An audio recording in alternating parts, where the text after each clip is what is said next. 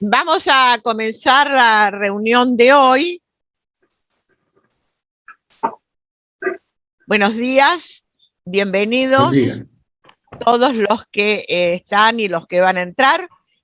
Vamos a comenzar el segundo día de jornadas.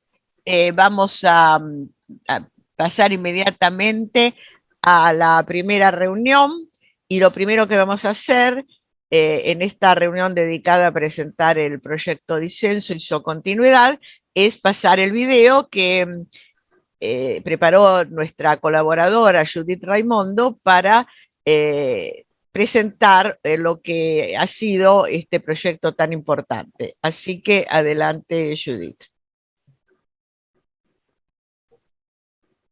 ¿Se ve?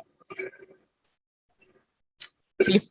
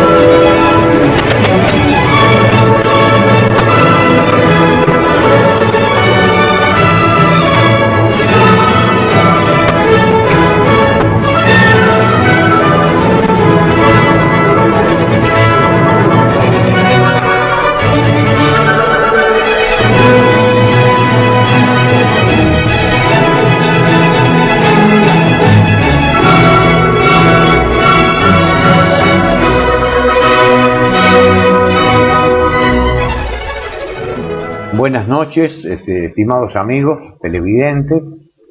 Iniciamos en este momento un programa de 1 hora sobre temas de filosofía.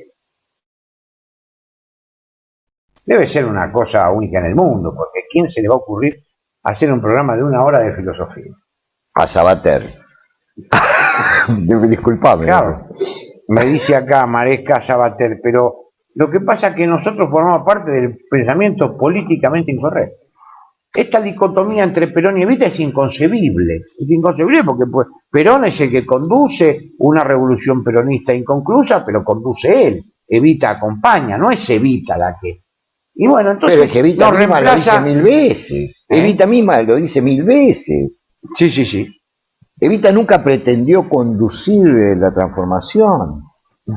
Sino simplemente establecer ese puente de amor, que habría que pensar, ¿no? Porque el amor no es una mala palabra tampoco, que yo sepa.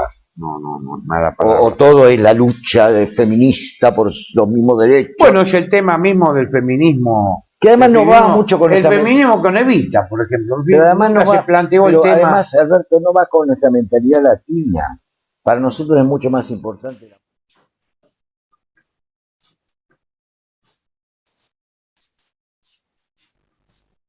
Yo le ¿Cuáles son los problemas de la filosofía? Acá, nuestro público no necesariamente tiene que saber cuáles son los problemas. Bueno, naturalmente. La segunda perspectiva es trabajar sobre cuestiones o asuntos o temas. Entonces, en lugar del desfile de los grandes pensadores, pongo yo, acá el filosofar hace suyo los grandes problemas. El problema del ser. El problema del ser. El problema del conocimiento. El conocimiento. El problema de la acción moral. El problema de la belleza. El problema del ser, la metafísica. El problema del conocimiento, la teoría del conocimiento, nociología. El problema de la acción moral, la ética. El problema de la belleza, la estética. Empezar... Indudablemente esas son las principales disciplinas de la filosofía, ¿no? Si dejamos de lado otras, hay otras. Bueno, la filosofía política podría ser también, ¿no? Además, nunca hay, yo diría, un número concluso de disciplinas filosóficas. Porque siempre se puede, ¿no? O de temas, mejor que de disciplina, de temas, ¿no? Se puede hacer un tema de la violencia, por ejemplo, ¿no? Se puede hacer filosofía de la violencia. Bueno, pero los griegos ya no se ocupaban de la violencia. Claro. No sé si es tan fácil encontrar temas nuevos, Coriolano, ¿eh? No sé si es tan fácil. Sí, la bioética no estaba hace unos años. Cuando nosotros estudiábamos, bueno, la bioética no estaba. Ahí tenés razón. ¿No? La bioética no estaba cuando estudiamos, y ahora sí. Ahora, más que un problema, es una disciplina nueva. Bueno, es casi una disciplina, sí. Donde hay filósofos y médicos, por ejemplo, ¿no? Trabajando. Sí, eso plantea toda otra cuestión, que es el tema de la interdisciplina y hasta qué punto la filosofía puede interactuar con otras disciplinas. La idea... O debe interactuar incluso con otras disciplinas. La idea de presentar los problemas.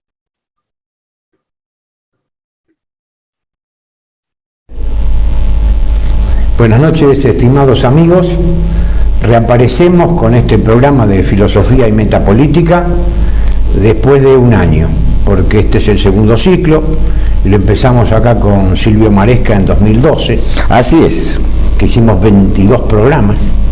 ¿Tantos? 22 programas, de los cuales varios programas llevaste vos solo a... Sí, por tus excursiones allá por las Europas. Las excursiones por las Europas. Así que, bueno, ¿cómo lo planteamos este año? No, yo creo que, hemos estado conversando contigo, ¿no? Vamos a renovar algunas cosas o enriquecer, yo diría, lo que hicimos en 2012, ¿no? Y esto va a implicar desde ya entrevistas a gente que esté trabajando en filosofía, pero también acercar, digamos, desde el ámbito académico en particular, acercar a gente joven que está trabajando en temas específicos, a veces con sus directores o tutores, y otras veces ellos solos conversando con nosotros, ¿no? Así que tendremos una variedad de cuestiones. También vamos a invitar a personas que están trabajando fuera de la universidad, con grupos de estudio, que es una modalidad que, bueno, podemos conversar sobre ella después. Es una modalidad que tiene sus más y sus menos, digamos, pero que vale la pena que nuestro público también tenga conocimiento, sobre todo porque en el interior del país me parece que no se estila demasiado el estudio así extra universitario, extra académico, en grupos de estudio, ¿no? Así que bueno, esa es la idea, ¿no? Y por supuesto habrá siempre conversaciones entre nosotros. Claro. Bueno, a mí yo he estado conversando con varios directores de centros de estudios académicos, todos generalmente dependemos nosotros de la Universidad de Buenos Aires, ¿no? Y entonces nos han prometido la participación. Vamos a hacer un par de programas nosotros dos primero. Eso para arrancar. Para que sepan medianamente dónde nos ubicamos, ¿no? También qué es lo que nosotros pensamos, ¿no? Respecto de la filosofía. Sí, yo aprovecharía la presentación de tu libro, que tuviste la deferencia de invitarme con Blanca Parfé y Roberto Walton, que habló también, y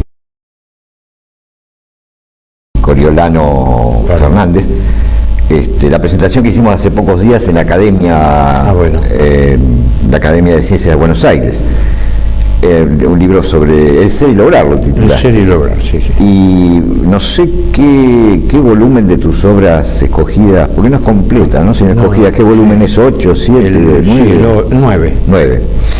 Y hay un trabajo tuyo que digamos, hace las veces de prólogo, donde vos situás un poco esta extraña manera, diría, en nuestro país, que tenemos tanto vos como yo, y por eso te sugería arrancar por ahí.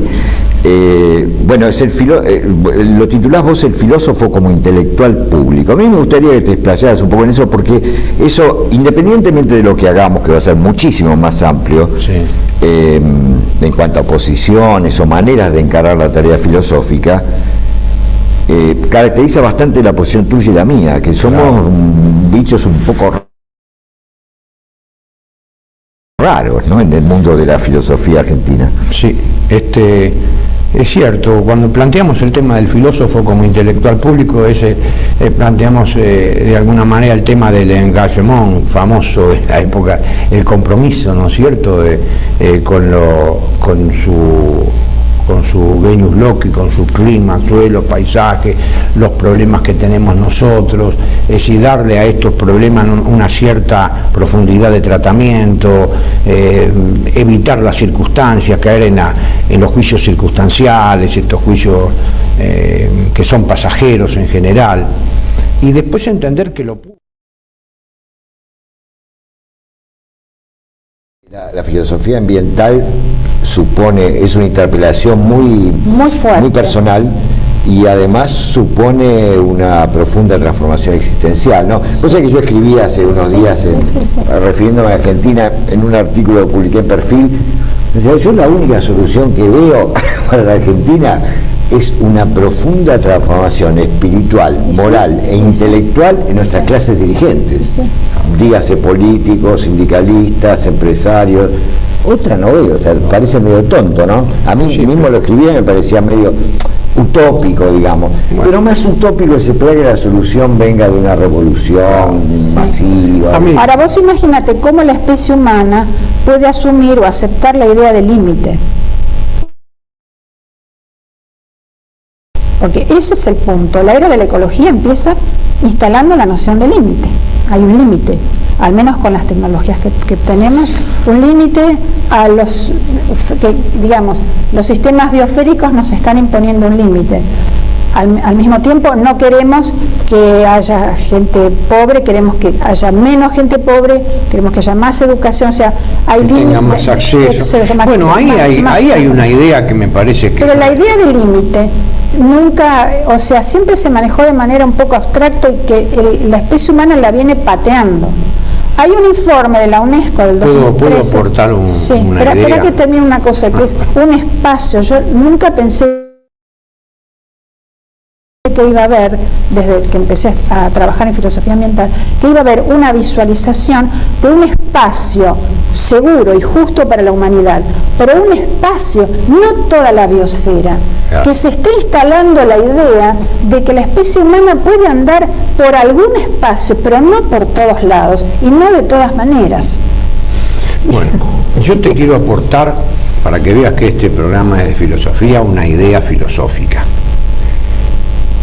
Que me parece que aportó pocas ideas filosóficas. Pero vamos a aportarle nosotros desde acá.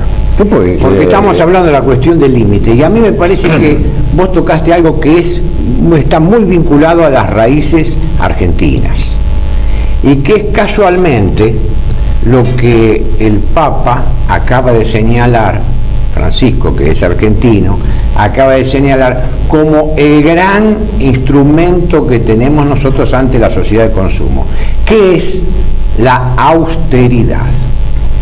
El concepto de austeridad como límite a los propios deseos, que nosotros los hemos aprendido en nuestras casas. Nosotros, por lo menos los tres, lo hemos aprendido en nuestras casas, la austeridad. Es decir, nos vamos a privar de esto porque tenemos que hacer otras cosas, tenemos que aplicarnos a otras. Entonces, la recuperación de la idea de austeridad como una idea de límite, porque la austeridad no es un límite matemático, no es mensurable, no es una res extensa. La austeridad forma parte de la disposición existencial del hombre. Exacto. Entonces, me parece a mí que como aporte de la mesa de filosofía, la austeridad como una noción de límite que uno lo puede manejar existencialmente, que es la mejor respuesta a la sociedad de consumo. Por lo menos también yo lo veo así. Apelo a Francisco para que vean que no se me ocurrió a mí. Cuando Arne no, pero está muy bien.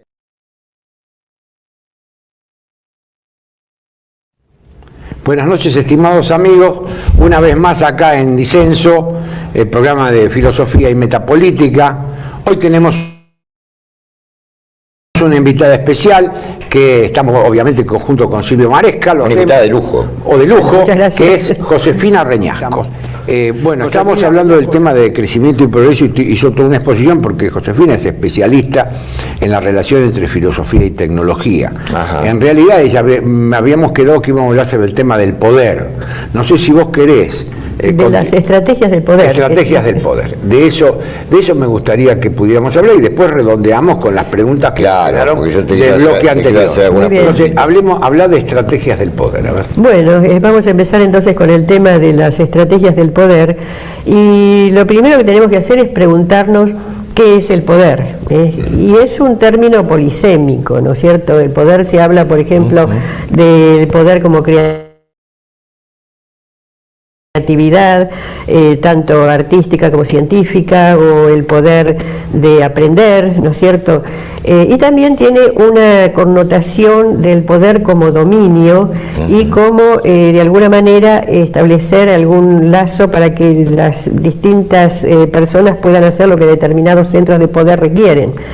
Y el tema del poder se podría de alguna manera también vincular con lo que entendían los griegos por poder, ¿no es cierto? El poder del autocontrol, la sofrosine, que tiene esa raíz sofrón que está también presente en frente y freno, como que en la frente estaría la razón que bueno, nuestra palabra es sofrenarse, yo creo que sofrenar, claro, ahí, ¿no? sí, también.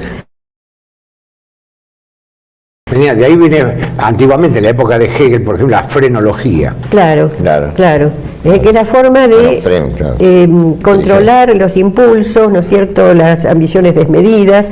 La hibris. La hibris, exactamente. Entonces, hay distintas formas de entender el poder, que no todas son, digamos, el poder de dominio, ¿no es cierto? Pero también el poder de dominio tiene distintas formas de presentarse. Y en general se habla de la tríada del poder, que sería el poder violento, ¿no es cierto?, la violencia, el dinero y actualmente, y cada vez más, el conocimiento. El poder de la violencia, bueno. Sí, mencionaste el libro Ciencia, Filosofía y Teología desde una perspectiva de género. Cuando yo escribí este libro hace 2 años, que vos comentaste ese capítulo muy gentilmente, mi preocupación fue en cada uno de esos puntos, Ciencia, Filosofía y Teología, pensar desde una perspectiva de género cuál es el aporte actual de lo que podríamos llamar la perspectiva de género, para no hablar de feminismo como una corriente más strong, ¿no? Y en filosofía estoy convencida de que el ecofeminismo es la versión actual, interesante, prometedora, que sigue vigente del feminismo. ¿Por qué digo esto? Yo no me considero una filósofa feminista, pero he seguido mucho todo el feminismo, he estudiado bastante. Creo que el feminismo filosófico desde los años 70 y 80 ha hecho 3 aportes muy importantes a la filosofía. El primero es que ha mostrado todo lo que hay de constructo social y cultural en el concepto de género, es decir, que el concepto de femenino, masculino no se reduce solo a una cuestión biológica, sino que hay toda una construcción social y cultural que tiene que ver con una diversificación de roles y con identidades para cada uno de esos grupos humanos a los que llamamos género más que sexo. Esto me parece muy importante porque es una visión diferente de la cultura. Y esto me parece muy importante. Ahora, dentro de las corrientes que hay en el movimiento del ecofeminista, pese a sus diferencias, todas tienen un denominador común, que es la crítica al modelo patriarcal histórico y eso vigente. Es típico del feminismo. Sí, es decir, no habría feminismo sin eso. Claro. Esa es una digamos, característica o una propiedad no negociable, ¿no? Se abandona el feminismo. El feminismo ha surgido justamente de la crítica a la concepción patriarcal, y eso lo caracteriza esencialmente, diríamos. Ahora, lo que yo también pienso es que me parece como diferencia con respecto al primer feminismo, mientras que el primer feminismo se centraba básicamente en eso, o sea, era casi excluyente la crítica al patriarcado, me parece que en el ecofeminismo hay otras alternativas que que no es que estén superando o eliminando o marginando la crítica a la concepción patriarcal, pero que le dan un matiz diferente y le dan también una posibilidad de reacomodamiento y de modificación y de desarrollo que el feminismo no le daba. Pero las teólogas feministas más importantes norteamericanas han tenido un acercamiento muy importante a la teología de la liberación. Es el caso de Ivonne Guevara en Brasil, y que bueno, es probablemente la teóloga y filósofa ecofeminista más importante en Latinoamérica, ¿no? Yo diría, para ir cerrando el programa, que tanto el ecofeminismo más rico como en el caso de Ivonne Guevara, lo que se propone es un cambio de sensibilidad. Exactamente, ¿no? A través de la educación, por eso me acordé cuando vos lo dijiste. A través del arte y a través de la religión también. A través de las manifestaciones de lo que podría ser las tres caras del espíritu, ¿no es cierto? La literatura, la palabra, sí. No la literatura en el sentido de la palabra, el arte y la plegaria. Sí. La actitud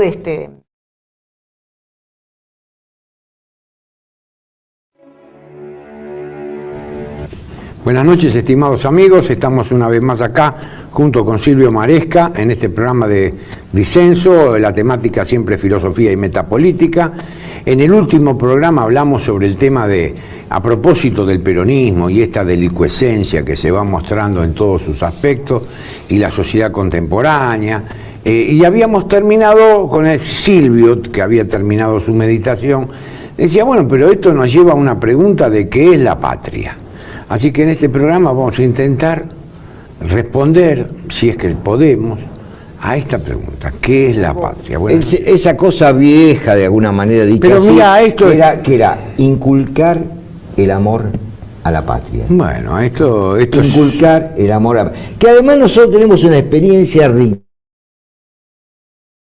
riquísima en ese sentido, porque con la corriente enorme inmigratoria que tuvimos, claro, que fue un producto de una política, como claro, decir, basada en una metapolítica. Claro. La metapolítica creo que se podría resumir ahí en gobernar es poblar. Exacto. Se podría resumir en ese sería el principio. El alma de la Constitución del 53. Claro.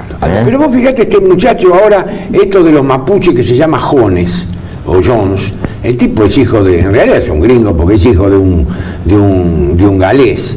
Y el tipo, pero se puso el apellido también de la madre, se llama Humala, que debe ser una mujer criolla.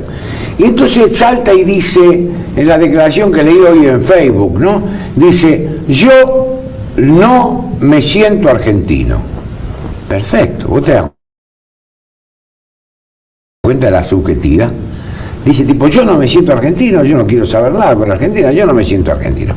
Perfecto, ¿qué tendría que hacer el gobierno argentino?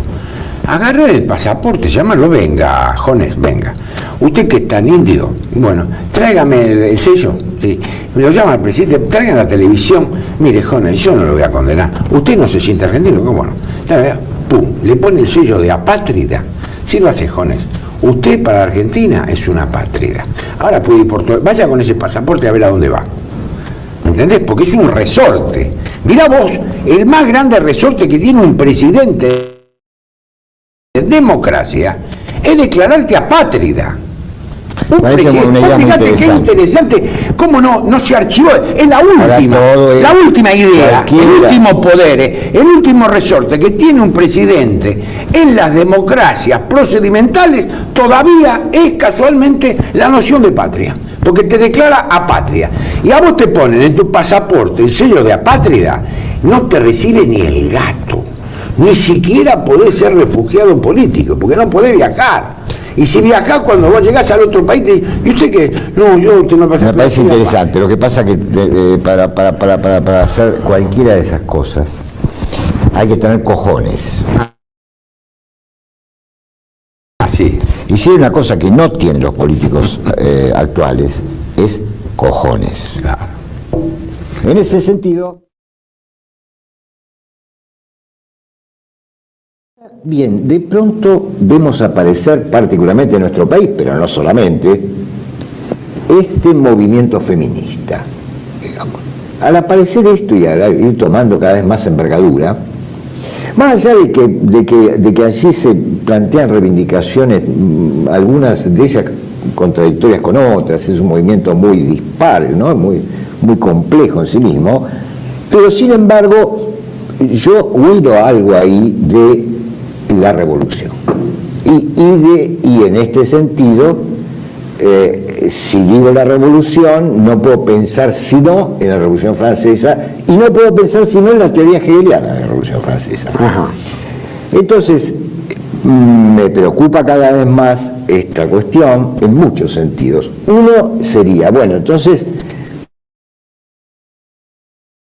pareciera que no está tan consumada la modernidad, o por lo menos hay arrestos revolucionarios. Ahora hay que ver si esos arrestos revolucionarios, que para mí tienen una continuidad clara con la Revolución Francesa, un tema muy importante a estudiar es el tema del papel de las mujeres en la Revolución Francesa, que fue muy importante, ¿no? Entonces digo, un poco la cuestión es en esta prosecución de la revolución, si esto tiende inexorablemente, por lo tanto, al terror, a que rueden las cabezas, en este caso de los llamados machos, digamos, ¿no? O si bien hay este arresto revolucionario, al darse en ese horizonte de consumación, necesariamente es débole, ¿no? Como diría Bátimo, es una revolución débole, ¿no? Por ahí va el pensamiento, pero digo, yo creo que a este movimiento feminista hay que darle toda la importancia que tiene que ver con este tema de la voluntad general,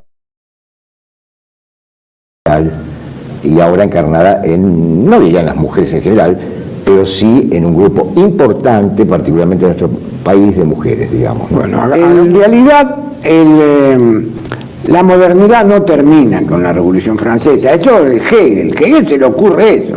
Yo que vengo después de Hegel les puedo decir a ustedes que no, que después de la Revolución Francesa hubo revoluciones importantísimas, como fue, por ejemplo, la Revolución Bolchevique, la revolución que hicieron los nazis en Alemania, los fascistas en Italia. Es decir, no terminó la revolución continuó. ¿Qué es la revolución? Es cambiar en forma violenta un orden por otro. Y esto es lo que han hecho.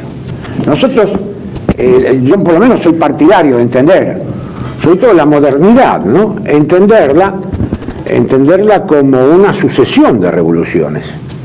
Está la revolución de los protestantes, la Reforma es una revolución.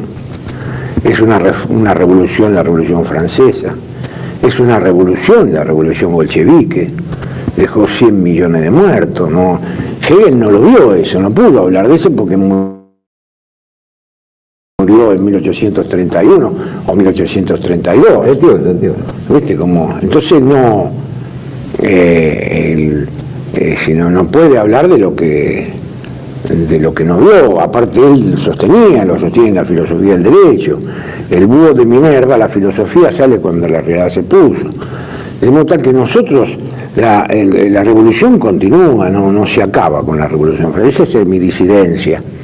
Y continúa mucho más agravada porque cada vez son más terroríficas. Fue terrorífico los bolcheviques, fueron terroríficos los nazis. En Alemania fue una revolución, en Alemania cambió el régimen de Bismarck, cambió la socialdemocracia totalmente en sentido contrario. Herber y compañía cambiaron por Hitler, nadie se imaginaba que iba a ser semejante revolución. Cambió en Italia, nadie, ninguno, ni Mazzini ni Garibaldi, cuando crearon la República pensaban que iba a aparecer Mussolini. Es decir, hubo revoluciones acá en Argentina. Perón fue una revolución. ¿Qué es una revolución? Es el cambio de un régimen por otro, en general violenta. Algunos dicen que no, que las revoluciones se pueden hacer sin sangre. Yo creo que las revoluciones sin sangre no se pueden hacer. Para hacer una tortilla, ahora sí, ya que habíamos citado a Perón, dice Perón, hay que romper algunos huevos, algunos tienen que morir. De modo tal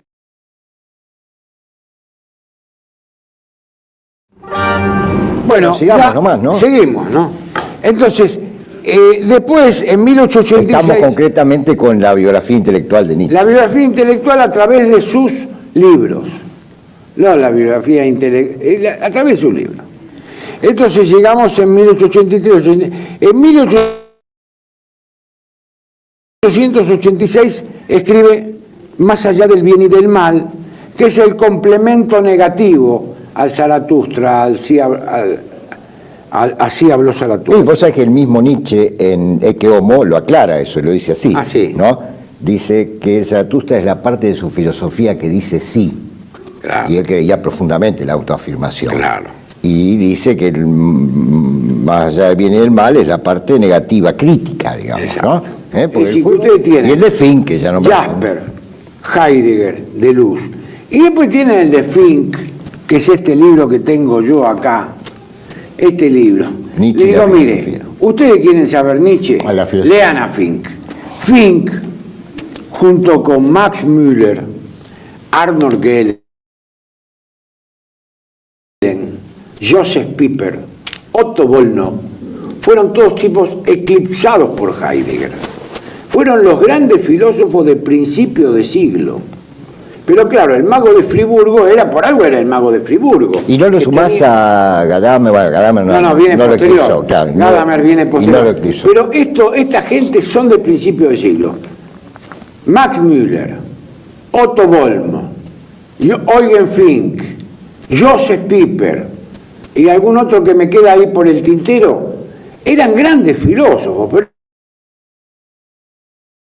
pero claro, al lado de Heidegger quedaron apagados. Es más o menos como Maresca y yo. Vos decís que...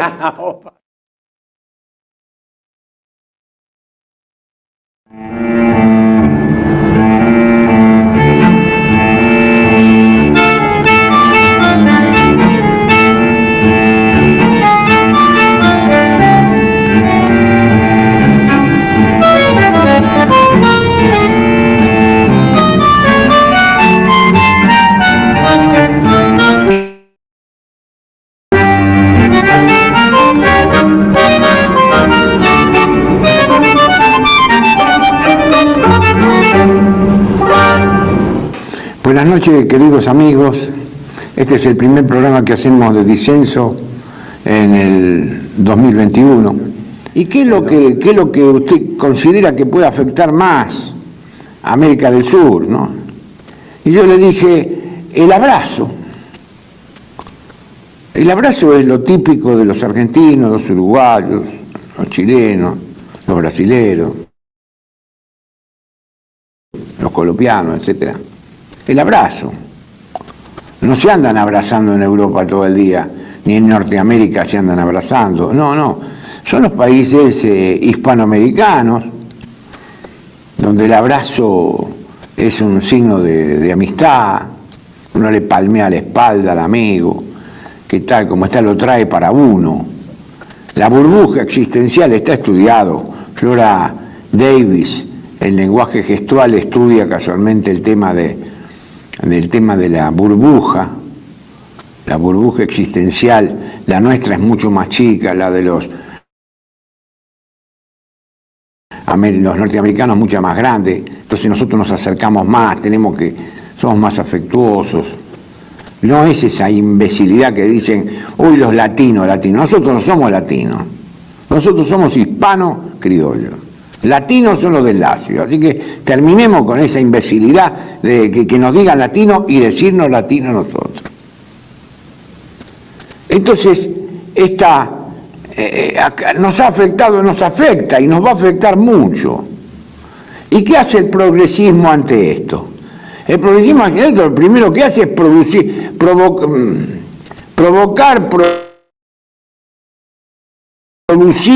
promocionar el aislamiento total. Absoluto.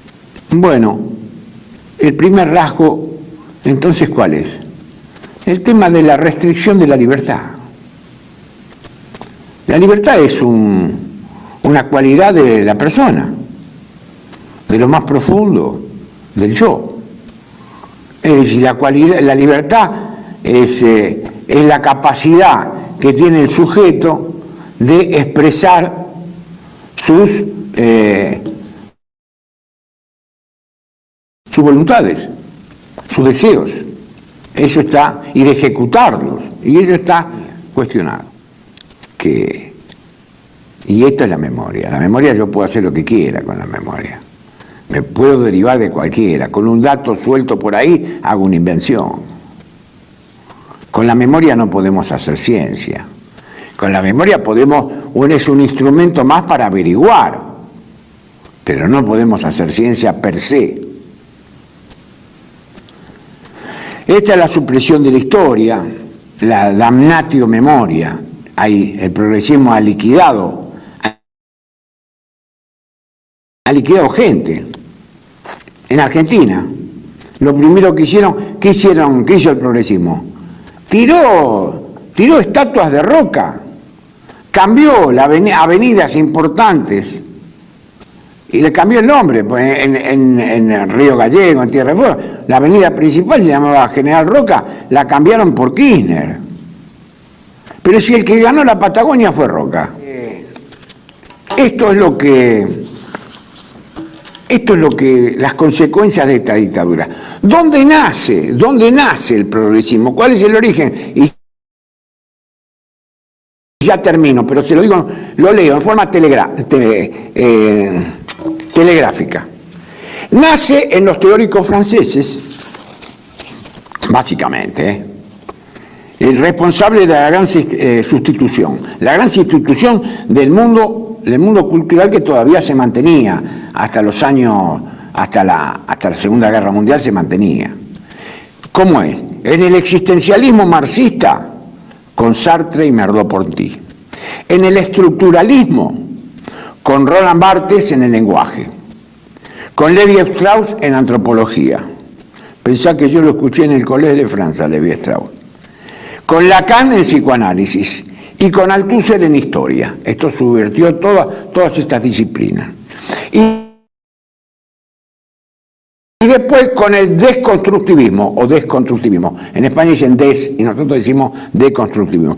Con Foucault en la apología del sexismo, con Deleuze y Guattari en la apología del irracionalismo y con el paisano Jacques Derrida es el apólogo de la no verdad. Es decir, no existe la verdad. Esta es la matriz sobre la que está apoyada la dictadura político-cultural del progresismo. Obviamente que tenemos de costado la escuela de Frankfurt, etcétera, etcétera, etcétera. Muchas gracias. Con Alberto Vuela, el conductor que hemos visto en el video anterior. Lamentablemente no contamos con la presencia de Maresca, pero bueno, vamos a escuchar lo que nos quiera comentar Alberto Vuela sobre este proyecto que está siguiéndose. Hemos escuchado un fragmento de este año y después, bueno, las preguntas, comentarios que se quieran hacer. Así que adelante, Alberto, te escuchamos. Bueno, Celina, antes que nada quiero agradecer que vos hayas hecho la FEPAI haya hecho ese trabajo de recuperación en parte de los videos que hicimos, ¿no? Son muchos los videos, ¿no? Son, creo, no sé, vos sabés cuántos son, yo no, pero más de 100 seguro. Sí, pero no los contamos porque lamentablemente la página que subió de nuevo el productor, el canal, no los tiene todos. Justamente claro. La persona que hizo el video, nuestra colaboradora Judith Raimondo, estuvo rastreando otros, ¿no? Por eso hay algunos que no están en la página. Nosotros los tenemos todos. Es la tarea de ordenarlos, volverlos a subir de una manera sistemática. Esa es la idea. Es una tarea historiográfica, de historiografía de la filosofía, que me parece muy bien, no porque lo hayamos llevado adelante nosotros. La idea fue cuando surgió esto, usted calcula en el 2012, no había prácticamente canal, recién comenzaba. Entonces llegó el director me vino a hacer un video a mi casa. Yo estaba en ese momento, bueno, combinamos que estaba en Buenos Aires, que mi casa no es Buenos Aires, pero bueno, estaba en una casa en Buenos Aires. Y tenía que hacer, me pidieron de la UNAM de México un reportaje, Héctor Zagal. Zagal es un colega estudioso de filosofía antigua en México. Y entonces hicimos ese video, yo salía en robe de jam, fumando un cigarro. Yo digo, ¿qué pasará con esto? Y salió bien, y después Zagal me dijo, pero esto es magnífico, qué bárbaro, pero esto es para la filosofía, que de acá, que de allá. Bueno, yo era más o menos como Heidegger, ¿no? Digo, usted se parece a Heidegger. Y bueno, entonces le digo al director, che, le digo, ¿y se puede hacer? Le digo, pagar no, porque plata no tenemos, nosotros somos todos, nosotros, el que hace filosofía está limitado. Y me dice, no, profesor, hacemos.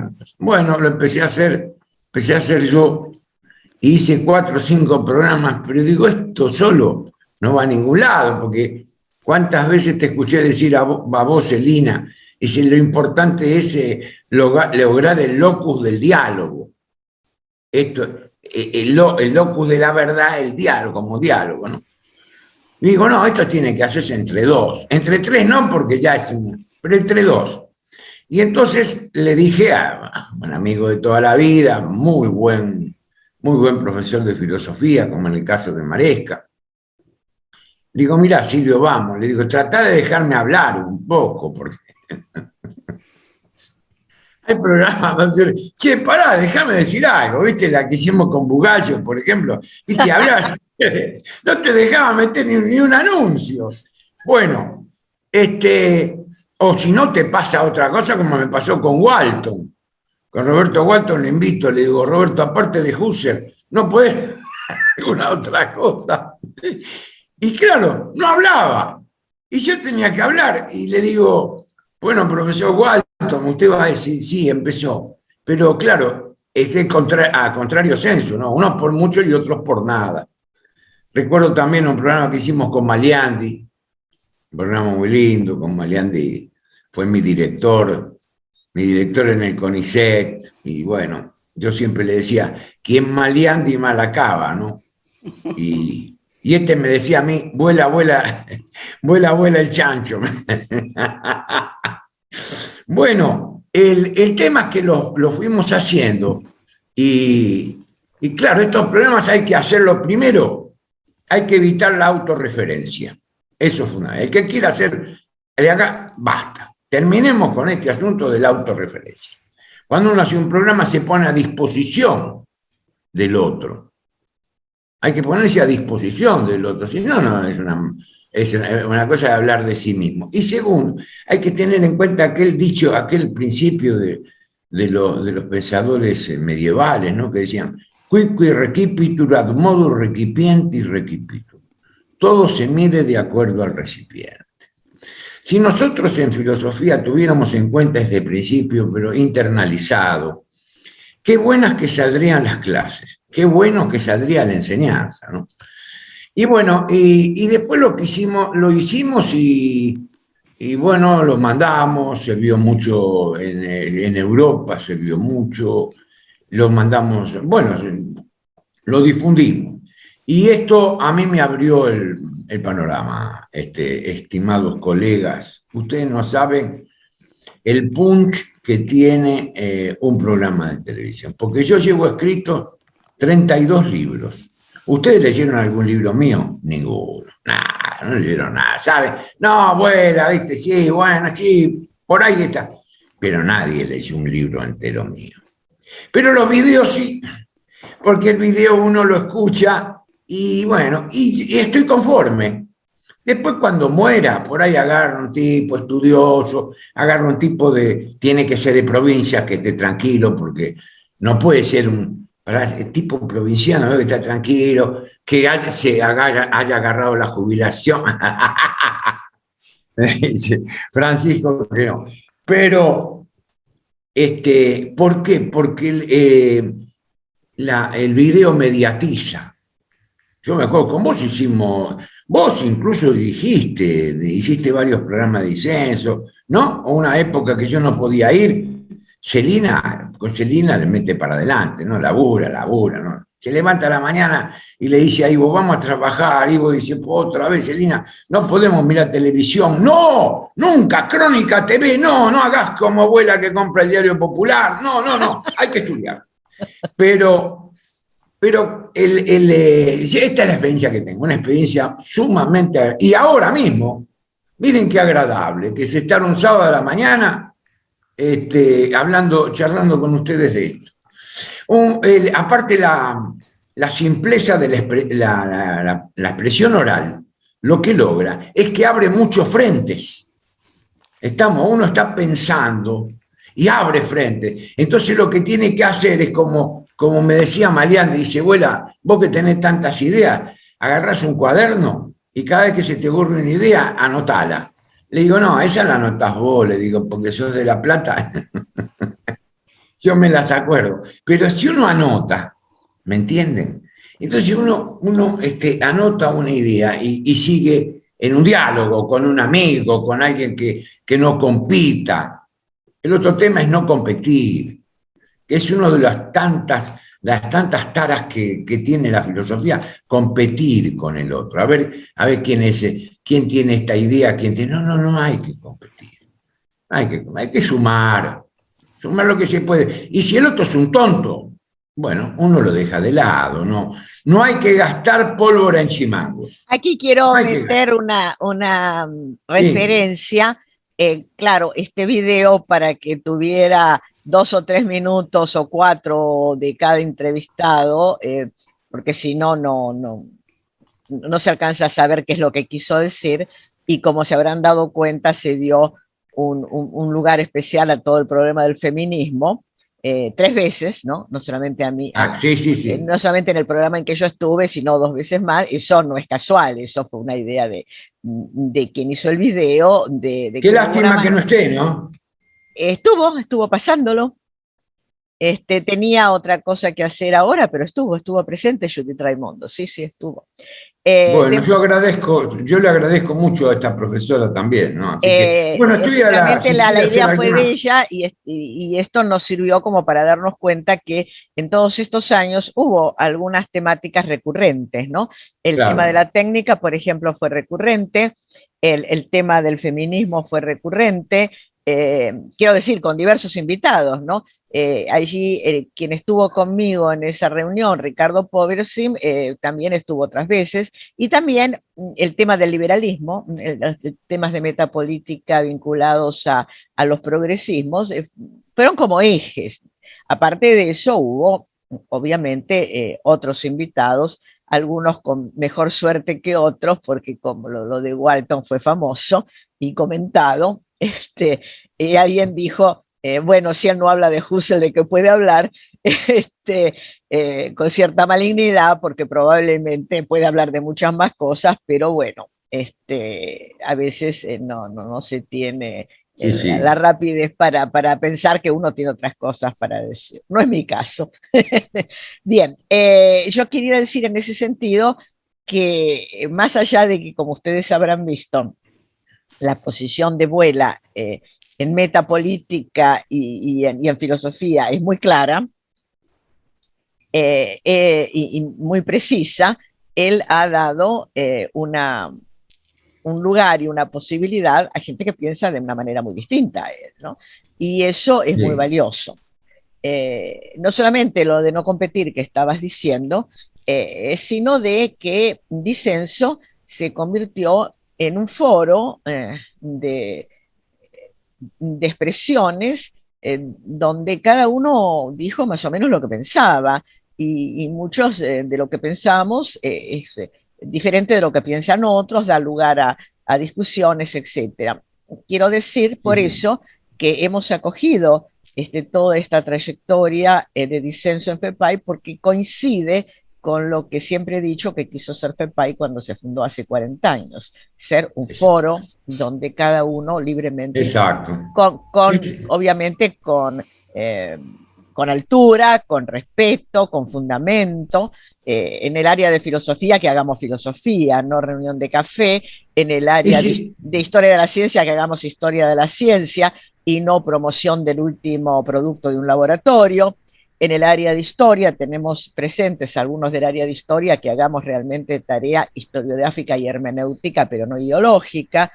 En el área de letras, que realmente se estudie la producción literaria argentina, iberoamericana, pero no que uno pretenda poner su poema o su novela en marketing, en fin. Y en teología, que son las 5 áreas de FEPAI, que realmente tengamos un diálogo interreligioso desde lo académico y no la promoción o la apologética de alguna línea religiosa. De modo que, como todo esto ha estado presente porque se habló de CIEN en disenso, se ha hablado de cosas científicas, de temas históricos, de temas religiosos, es que tenemos este proyecto de poner en orden todo eso y volverlo a subir, pero con un catálogo ordenado donde se puedan ver las personas y los temas. Ahora lo tenemos ordenado cronológicamente nada más. De modo que ese es el proyecto que vamos a hacer junto con Alberto, y esperemos que para dentro de unos meses ya lo podamos tener terminado. Y por mi parte auguro que continúe disenso, y los invito a difundirlo, porque eso también es importante. Yo aprovecho esta ocasión para invitar acá a los profesores a participar. Es decir, a través de FEPAI tienen mi correo electrónico, que es mi apellido y mi nombre con un punto en el medio, vuela.alberto@gmail.com, y hacemos un programa sobre la temática que quiera los profesores que están participando acá.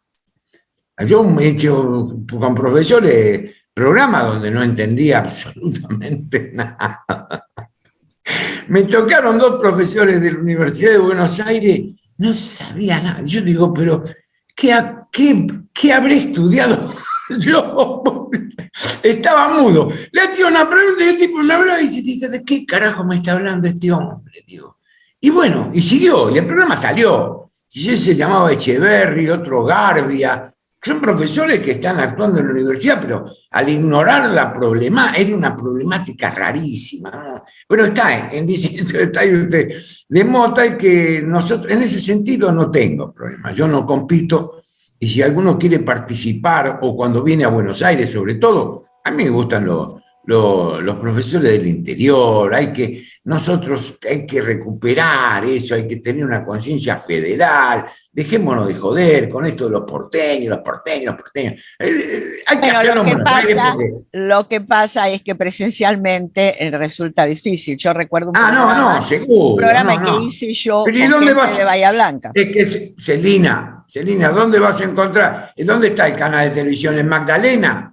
Donde vivo yo, en Magdalena, ¿qué hago? Nosotros en Magdalena usamos el lazo para enlazar las vacas. ¿Qué hay en Magdalena? Escribo en el diario del pueblo de Magdalena para 6.000 personas. O el pueblito que vivo yo, todavía más lejos, tiene 250. Ahí no se puede hacer filosofía.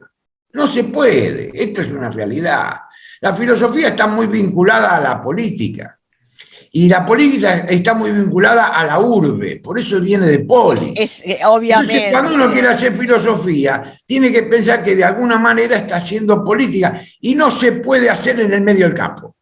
Y te voy a decir más. Evidentemente, mi experiencia el Ágora, ¿no? Donde estaban los políticos, pero también Sócrates, ¿no? Te voy a contar una experiencia Ahora vamos a tener que cerrar porque ya estamos en la hora. Creo que vas a tener muchas experiencias que contar, pero bueno, queríamos mostrar esto y desde luego que sería muy interesante armar nuevos programas con las personas que no han tenido esa posibilidad de estar en Buenos Aires. Esperemos que puedan estar. Cerramos ahora, le agradecemos, abuela, esperamos que puedas quedarte. Vamos a iniciar con el mismo link, la mesa temática sobre la filosofía en el NOA, una de esas cosas de las cuales sabemos muy poco. Estamos ya creo que con todos conectados, y agradezco especialmente a Susana, que está en Estados Unidos y que creo que es el alba, ¿no?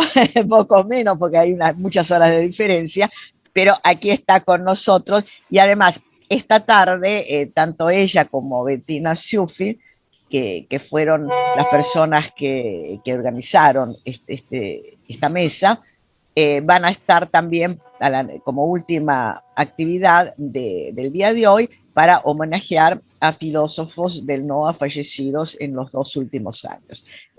Lamentablemente tenemos que, digo lamentablemente porque sería mejor que estuvieran con nosotros, cumplimos con nuestro cariño y nuestro deber de homenajearlos, pero tenemos 6 personalidades de la filosofía fallecidos desde las jornadas anteriores hasta ahora, algunos muy recientemente. Así que también invito a todos a ese homenaje. Cortamos entonces y volvemos a entrar. Gracias. ¿A qué hora volvemos? Ahora mismo. Pero yo me desconecto, ¿no? Sí, y volvés a entrar. Me tengo que desconectar. Y volver a entrar. ¿Y cuándo volvemos? Yo te desconecto, ahora mismo. Ahora mismo. Me desconecto y me vuelvo. Ya quedás desconectado porque desconecto yo al cortar. Hay que volver a entrar. Bueno, listo. Y nosotros, perdón, buen día. Buen día a todos. Sí. Estoy un poco dormida, son las 6 de la mañana. Como verán, estoy en el verano. Vine a visitar a mi hijo, que es infectólogo en Seattle, en Estados Unidos, y bueno, traté de no despertar a nadie en la casa y acá estoy acompañándolos, y también agradezco la invitación de Celina, de Bettina, ver amigos, ver caras conocidas y rostros amigos, que es muy importante.